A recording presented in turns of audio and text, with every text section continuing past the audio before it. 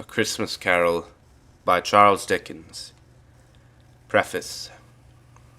I have endeavoured in this ghostly little book to raise the ghost of an idea, which shall not put my readers out of humour with themselves, with each other, with the season, or with me. May it haunt their houses pleasantly, and no one wish to lay it. Their faithful friend and servant, Charles Dickens. December 1843. Stave 1. Marley's Ghost. Marley was dead, to begin with. There is no doubt whatever about that. The register of his burial was signed by the clergyman, the clerk, the undertaker, and the chief mourner. Scrooge signed it, and Scrooge's name was good upon change for anything he chose to put his hand to. Old Marley was as dead as a doornail. Mind, I don't mean to say that I know, of my own knowledge, what there is particularly dead about a doornail. I might have been inclined myself to regard a coffin-nail as the deadest piece of ironmongery in the trade. But the wisdom of our ancestors is in the simile, and my unhallowed hands shall not disturb it, or the country's done for. You will therefore permit me to repeat emphatically that Marley was as dead as a doornail. Scrooge knew he was dead. Of course he did. How could it be otherwise? Scrooge and he were partners for I don't know how many years. Scrooge was his sole executor, his sole administrator, his sole assign, his sole residuary legatee, his sole friend and sole mourner. And even Scrooge was not so dreadfully cut up by the sad events, but that he was an excellent man of business on the very day of the funeral, and solemnized it with an undoubted bargain. The mention of Marley's funeral brings me back to the point I started from. There is no doubt that Marley was dead. This must be distinctly understood, or nothing wonderful can come of the story I am going to relate. If we were not perfectly convinced that Hamlet's father died before the play began, there would be nothing more remarkable in his taking a stroll at night, in an easterly wind, upon his own ramparts, than there would be in any other middle-aged gentleman rashly turning out after dark in a breezy spot, St. Paul's churchyard, for instance, literally to astonish his son's weak mind. Scrooge never painted out old Marley's name. There it stood, years afterwards, above the warehouse door, Scrooge and Marley. The firm was known as Scrooge and Marley. Sometimes people new to the business called Scrooge, and sometimes Marley, but he answered to both names. It was all the same to him.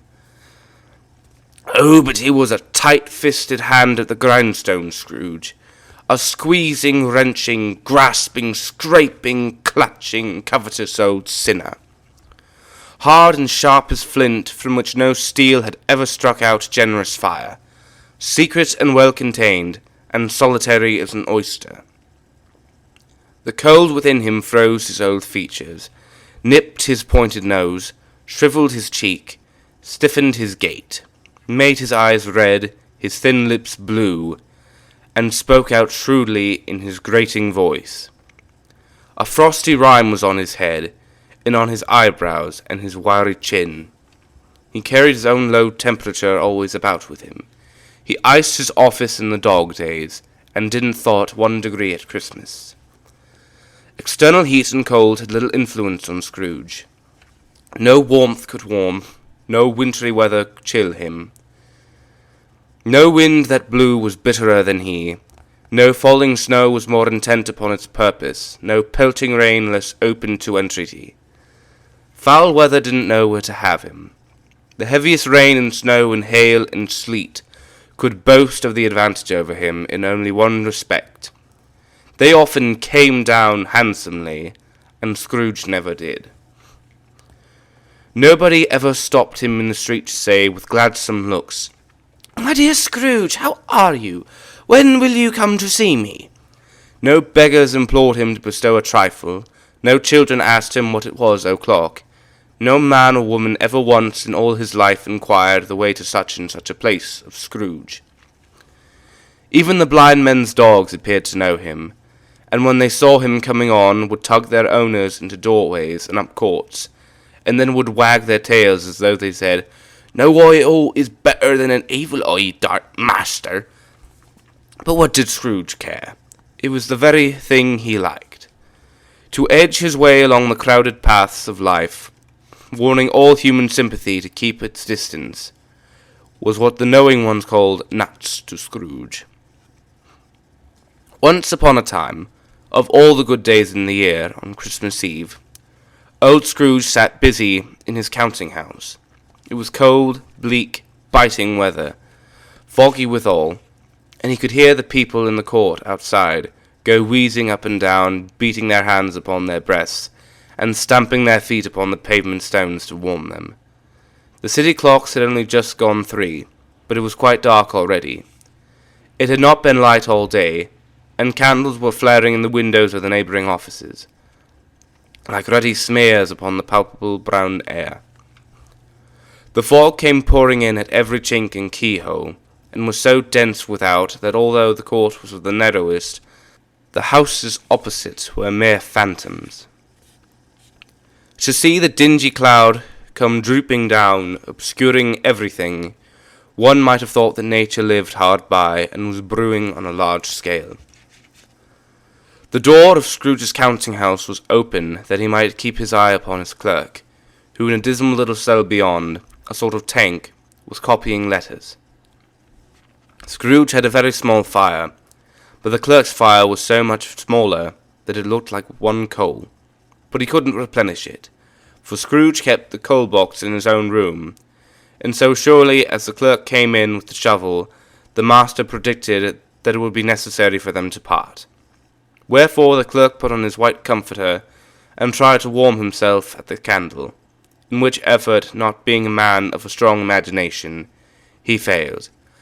"A Merry Christmas, uncle! God save you!" cried a cheerful voice. It was the voice of Scrooge's nephew, who came upon him so quickly that this was the first intimation he had of his approach.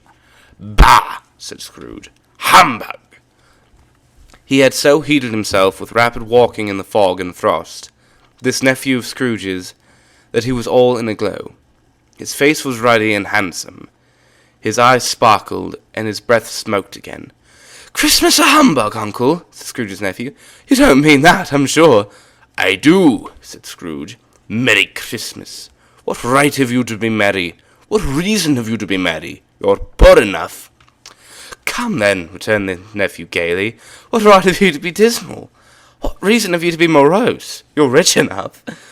Scrooge, having no better answer ready on the spur of the moment, said "Bah!" again, and followed up with "Humbug."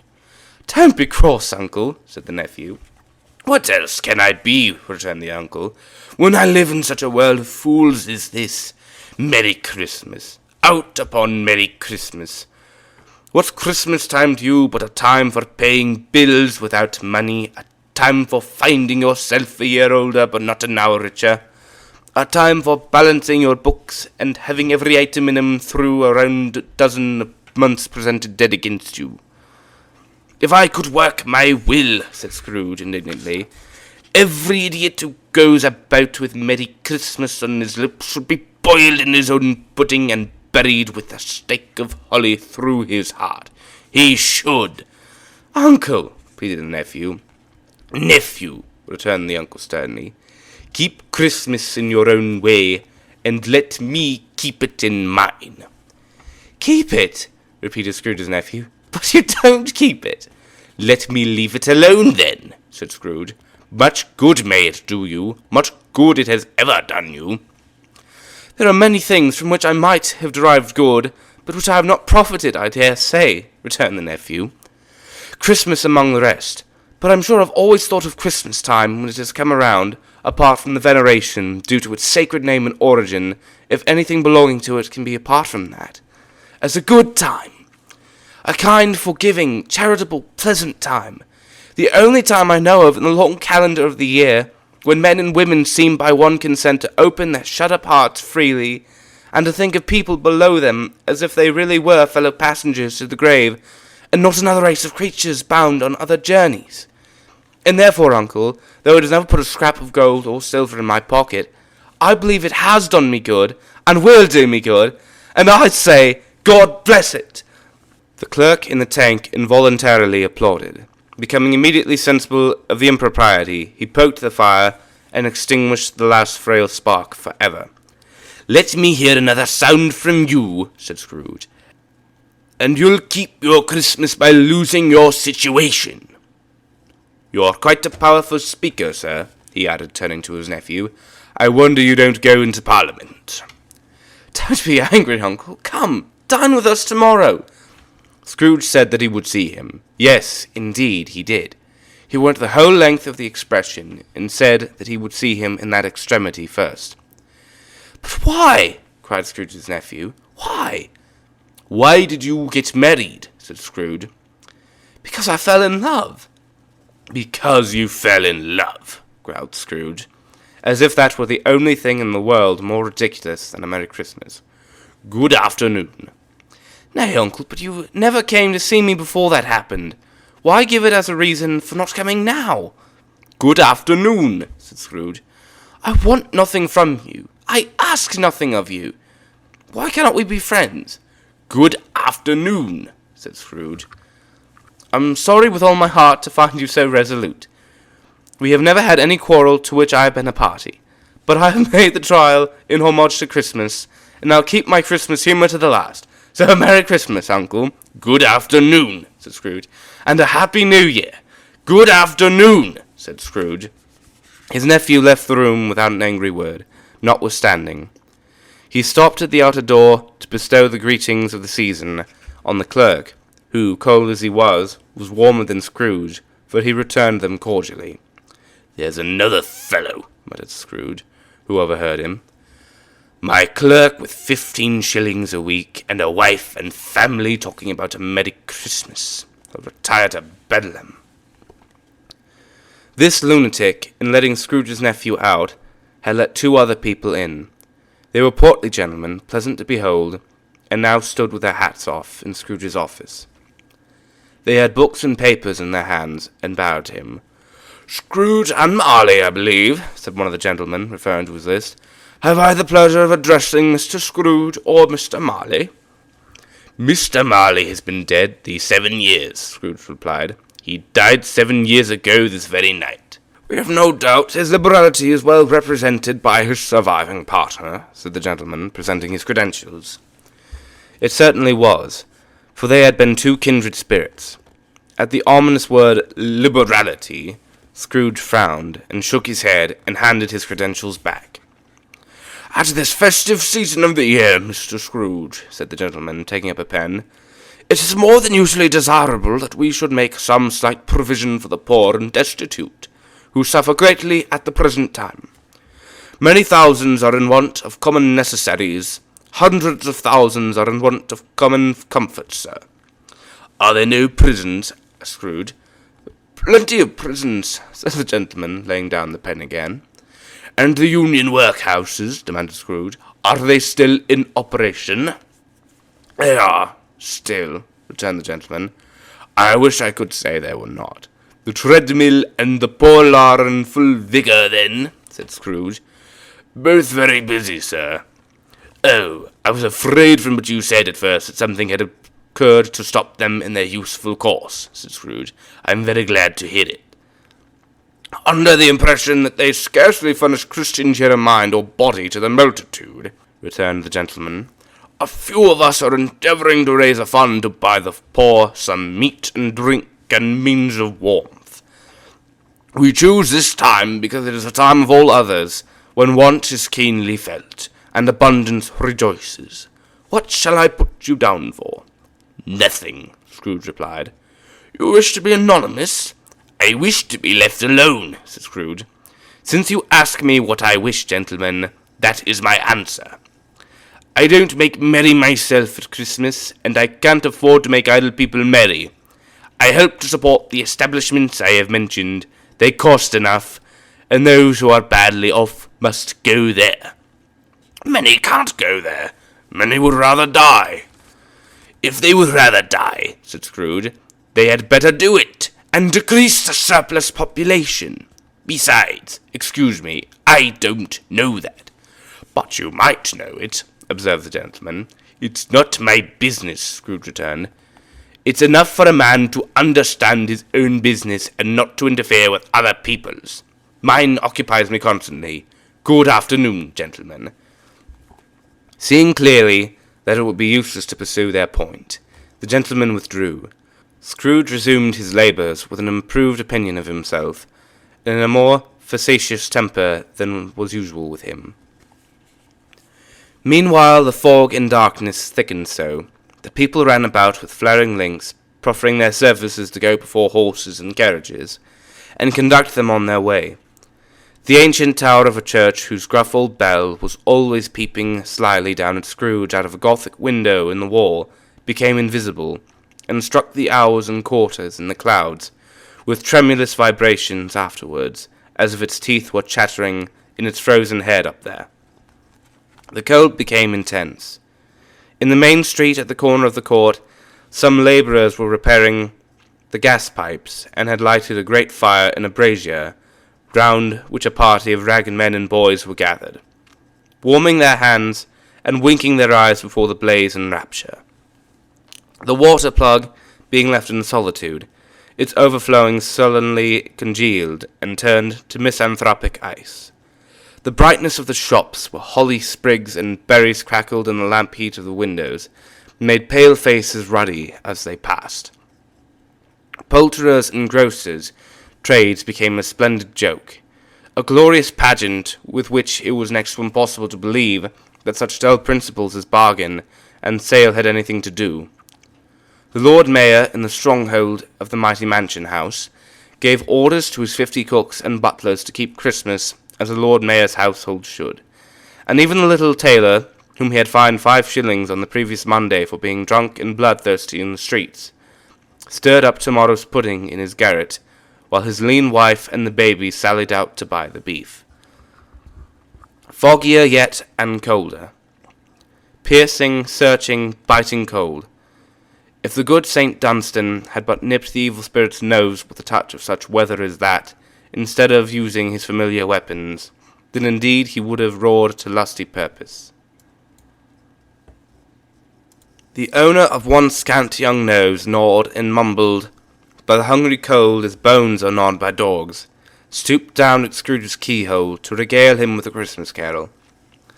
But at the first sound of "God bless you, merry gentlemen, may nothing you dismay," Scrooge seized the ruler with such energy of action that the singer fled in terror, leaving the keyhole to the fog, and even more congenial frost. At length the hour of shutting up the counting-house arrived.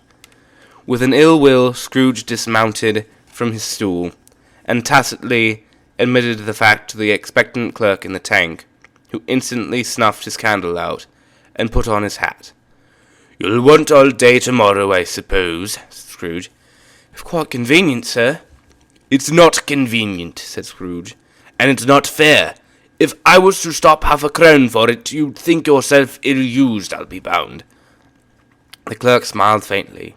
"And yet," said Scrooge, "you don't think me ill-used, when I pay a day's wages for no work." The clerk observed that it was only once a year. "A poor excuse for picking a man's pocket every 25th of December," said Scrooge, buttoning his greatcoat to the chin. "But I suppose you must have the whole day. Be here all the earlier next morning." The clerk promised that he would, and Scrooge walked out with a growl.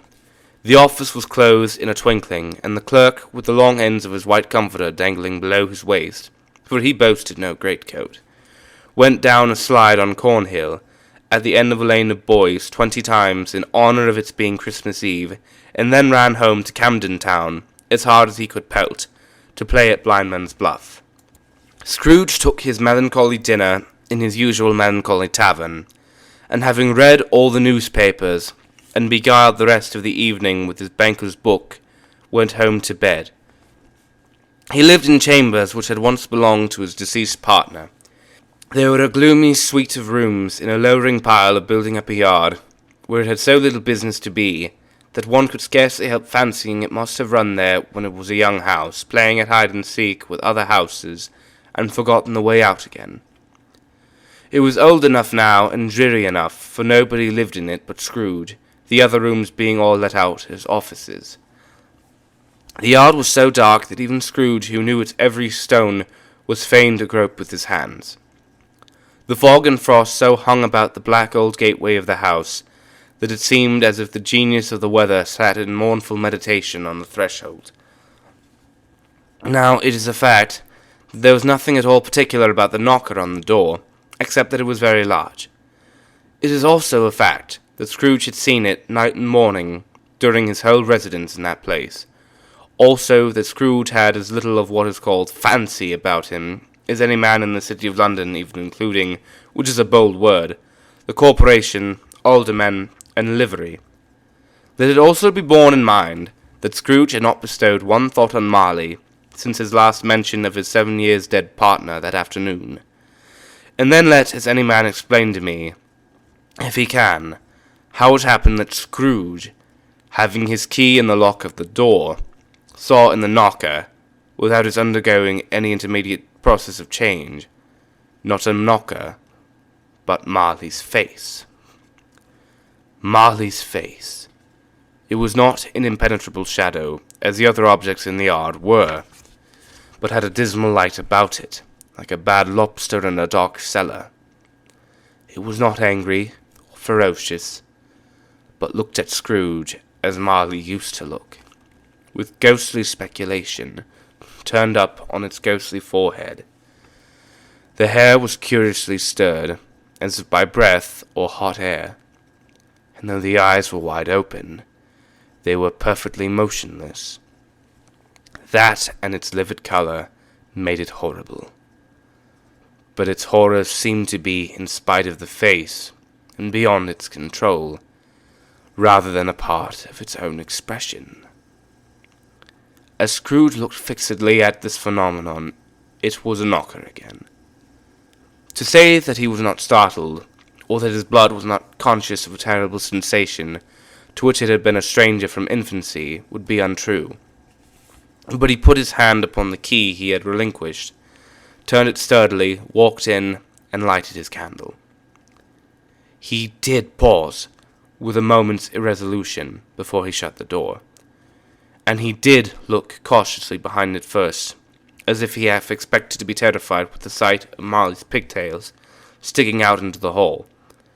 But there was nothing on the back of the door, except the screws and nuts that held the knocker on, so he said, "Pooh, pooh," and closed it with a bang. The sound resounded through the house like thunder. Every room above and every cask in the wine merchant's cellars below appeared to have a separate peal of echoes of its own. Scrooge was not a man to be frightened by echoes.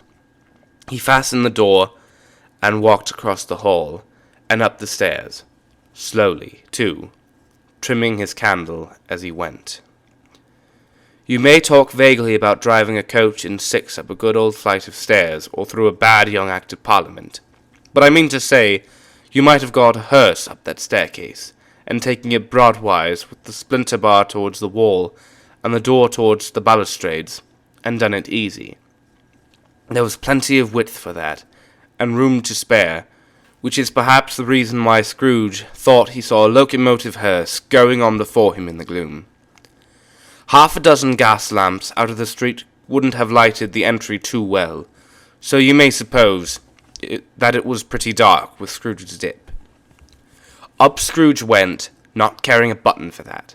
Darkness is cheap, and Scrooge liked it. But before he shut his heavy door, he walked through his rooms to see that all was right. He had just enough recollection of the face to desire to do that. Sitting room, bedroom, lumber room, all as they should be. Nobody under the table, nobody under the sofa. A small fire in the grate, spoon and basin ready, and the little saucepan of gruel, Scrooge had a cold in his head, upon the hob. Nobody under the bed, nobody in the closet, nobody in his dressing gown, which was hanging up in a suspicious attitude against the wall. Lumber room as usual, old fire guard, old shoes, 2 fish baskets, washing stand on 3 legs, and a poker. Quite satisfied, he closed his door and locked himself in, double-locked himself in, which was not his custom. Thus secured against surprise, he took up his cravat, put on his dressing gown and slippers and his nightcap, and sat down before the fire to take his gruel. It was a very low fire indeed, nothing on such a bitter night. He was obliged to sit close to it and brood over it, before he could extract the least sensation of warmth from such a handful of fuel. The fireplace was an old one, built by some Dutch merchant long ago, and paved all round with quaint Dutch tiles, designed to illustrate the scriptures. There were Cains and Abels, Pharaoh's daughters, queens of Sheba, angelic messengers descending through the air on clouds like feather beds, Abrahams, Balthasars, apostles putting off to sea in butter boats, hundreds of figures to attract his thoughts. And yet that face of Marley's, 7 years dead, came like the ancient prophet's rod, and swallowed up the whole. If each smooth tile had been a blank at first, with power to shape some picture on its surface from the disjointed fragments of his thoughts, there would have been a copy of old Marley's head on every one. "Humbug!" said Scrooge, and walked across the room. After several turns, he sat down again. As he threw his head back in the chair, his glance happened to rest upon a bell, a disused bell, that hung in the room and communicated for some purpose now forgotten with a chamber in the highest story of the building. It was with great astonishment and with a strange, inexplicable dread that as he looked, he saw this bell begin to swing. It swung so softly in the outset that it scarcely made a sound, but soon it rang out loudly, and so did every bell in the house. This might have lasted half a minute, or a minute, but it seemed an hour. The bells ceased as they had begun, together. They were succeeded by a clanking noise, deep down below, as if some person were dragging a heavy chain over the casks in the wine merchant's cellar. Scrooge then remembered to have heard that ghosts in haunted houses were described as dragging chains. The cellar door flew open with a booming sound, and then he heard the noise much louder, on the floors below. Then coming up the stairs, then coming straight towards his door. "It's humbug still," said Scrooge. "I won't believe it." His colour changed, though, when, without a pause, it came on through the heavy door, and passed into the room before his eyes. Upon its coming in, the dying flame leapt up, as though it cried, "I know him, Marley's ghost," and fell again. The same face, the very same. Marley in his pigtail, usual waistcoat, tights and boots, the tassels on the latter bristling like his pigtail, and his coat skirts, and the hair upon his head. The chain he drew was clasped about his middle. It was long and wound about him like a tail. It was made, for Scrooge observed it closely, of cash boxes, keys, padlocks, ledgers, deeds, and heavy purses wrought in steel. His body was transparent, so that Scrooge, observing him and looking through his waistcoat, could see the 2 buttons on his coat behind. Scrooge had often heard it said that Marley had no bowels, but he had never believed it until now. No, nor did he believe it even now, though he looked the phantom through and through, and saw it standing before him, though he felt the chilling influence of its death-cold eyes, and marked the very texture of the folded kerchief bound about its head and chin, which wrapper he had not observed before. He was still incredulous, and fought against his senses. "How now?" said Scrooge, caustic and cold as ever. "What do you want with me?" "Much." Marley's voice, No doubt about it. Who are you? Ask me who I was. Who were you, then? Said Scrooge, raising his voice. You're particular for a shade. He was going to say to a shade, but substituted this as more appropriate. In life, I was your partner, Jacob Marley. Can you sit down? Asked Scrooge, looking doubtfully at him. I can. Do it then. Scrooge asked the question because he didn't know whether a ghost so transparent might find himself in a condition to take a chair, and felt that, in the event of its being impossible, it might involve the necessity of an embarrassing explanation. But the ghost sat down on the opposite side of the fireplace, as if he were quite used to it. You don't believe in me, observed the ghost. I don't, said Scrooge. What evidence would you have of my reality beyond that of your senses? I don't know, said Scrooge. Why do you doubt your senses? Because, said Scrooge, a little thing affects them. A slight disorder of the stomach makes them cheats. You may be an undigested bit of beef, a blot of mustard, a crumb of cheese, a fragment of an underdone potato. There's more of gravy than of grave about you, whatever you are. Scrooge was not much in the habit of cracking jokes, nor did he feel in his heart by any means waggish them.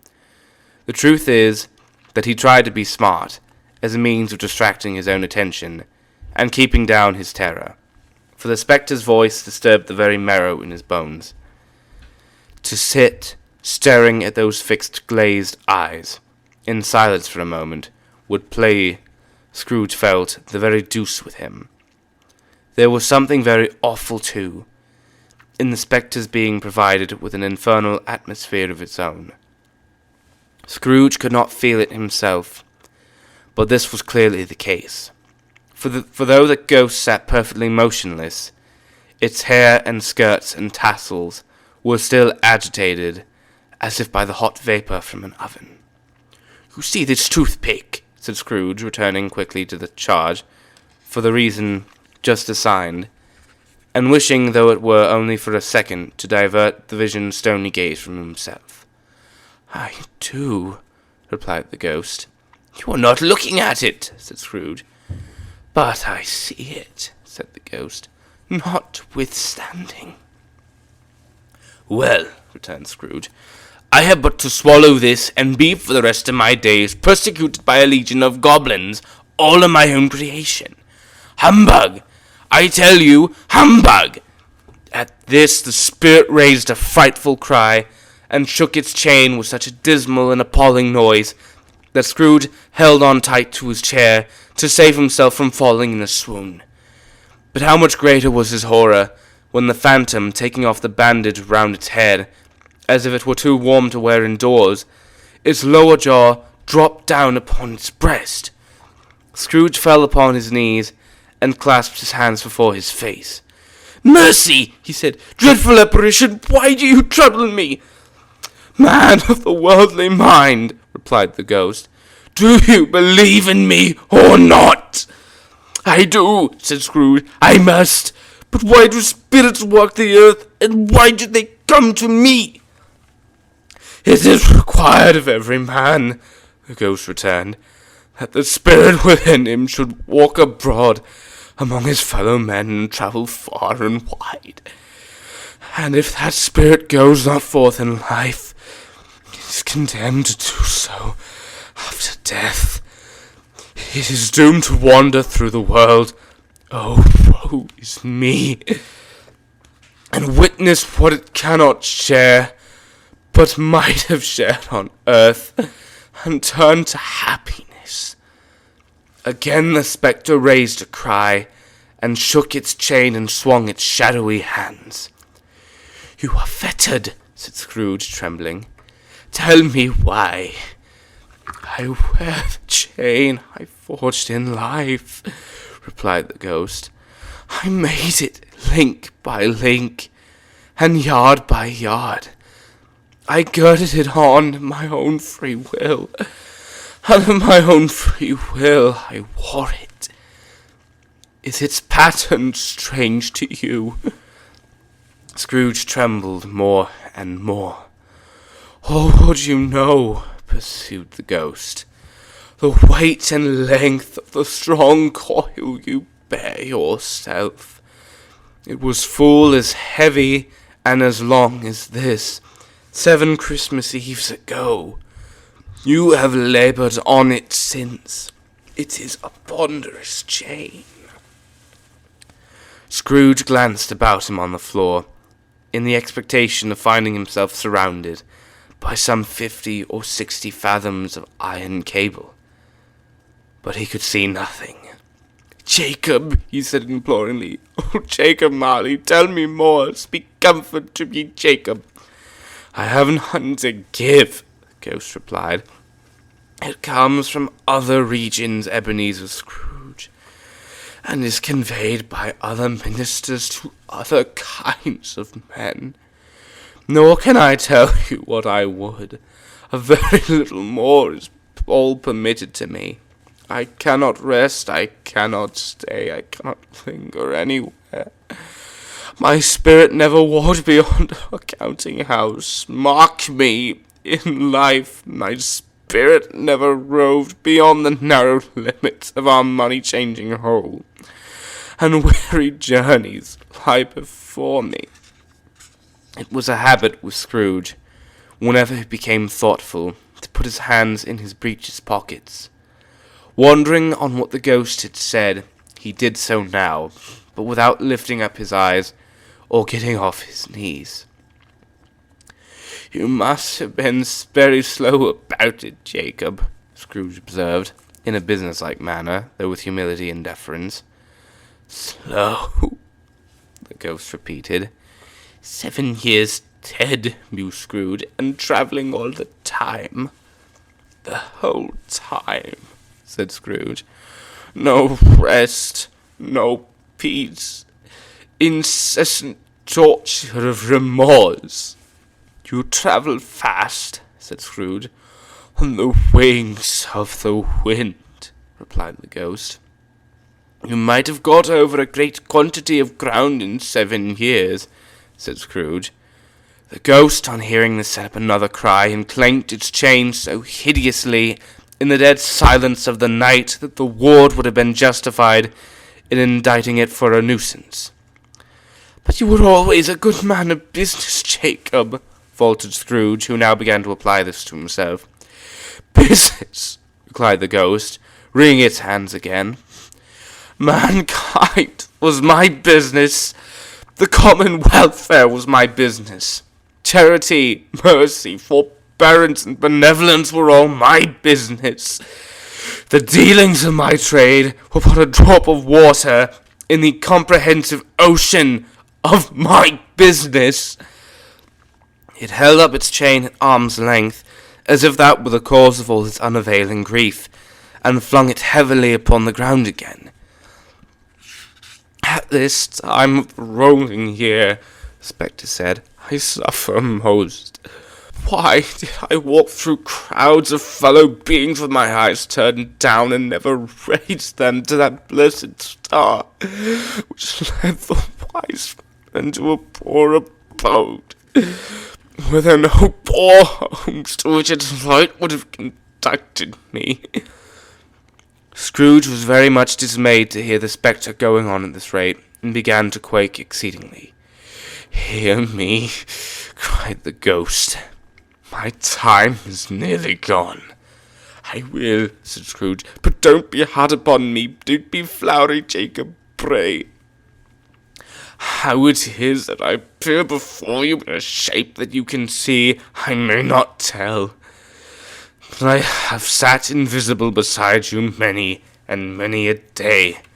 It was not an agreeable idea. Scrooge shivered and wiped the perspiration from his brow. "That is no light part of my penance," pursued the ghost. "I am here tonight to warn you that you have yet a chance and hope of escaping my fate. a chance and hope of my procuring, Ebenezer." "You were always a good friend to me," said Scrooge. "Thank ye." "You will be haunted," resumed the ghost, "by 3 spirits." Scrooge's countenance fell almost as low as the ghost had done. "Is that the chance and hope you mentioned, Jacob?" he demanded in a faltering voice. "It is. I think I had rather not," said Scrooge. "Without their visits," said the ghost, "you cannot hope to shun the path I have tread. Expect the first tomorrow when the bell tolls 1. "Couldn't I take 'em all at once and have it over, Jacob?" hinted Scrooge. "Expect the second on the next night at the same hour. The third upon the next night, when the last stroke of 12 has ceased to vibrate. Look to see me no more, and look that, for your own sake, you remember what has passed between us." When it had said these words, the spectre took its wrapper from the table, and bound it round its head as before. Scrooge knew this by the smart sound its teeth made when the jaws were brought together by the bandage. He ventured to raise his eyes again, and found his supernatural visitor confronting him in an erect attitude, with its chain wound over and about its arm. The apparition walked backward from him, and at every step it took, the window raised itself a little, so that, when the spectre reached it, it was wide open. It beckoned Scrooge to approach, which he did. When they were within 2 paces of each other, Marley's ghost held up its hand, warning him to come no nearer.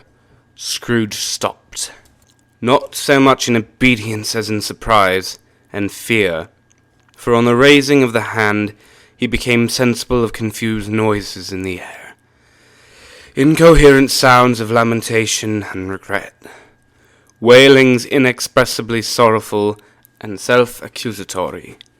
The spectre, after listening for a moment, joined in the mournful dirge, and floated out upon the bleak, dark night. Scrooge followed to the window, desperate in his curiosity. He looked out. The air was filled with phantoms, wandering hither and thither in restless haste, and moaning as they went. Every one of them wore chains like Marley's ghost. Some few, they might be guilty governments, were linked together. None were free. Many had been personally known to Scrooge in their lives. He had been quite familiar with one old ghost in a white waistcoat, with a monstrous iron safe attached to its ankle, who cried piteously at being unable to assist a wretched woman with an infant, whom it saw below upon a doorstep. The misery with them all was, clearly, that they sought to interfere for good in human matters, and had lost the power forever. Whether these creatures faded in the mist, or mist enshrouded them, he could not tell. But they and their spirit voices faded together, and the night became as it had been when he walked home. Scrooge closed the window, and examined the door by which the ghost had entered. It was double-locked, as he had locked it with his own hands, and the bolts were undisturbed. He tried to say, "Humbug," but stopped at the first syllable, and being, from the emotion he had undergone, or the fatigues of the day, or his glimpse of the invisible world, or the dull conversation of the ghost, or the lateness of the hour, much in need of repose, went straight to bed, without undressing, and fell asleep upon the instant.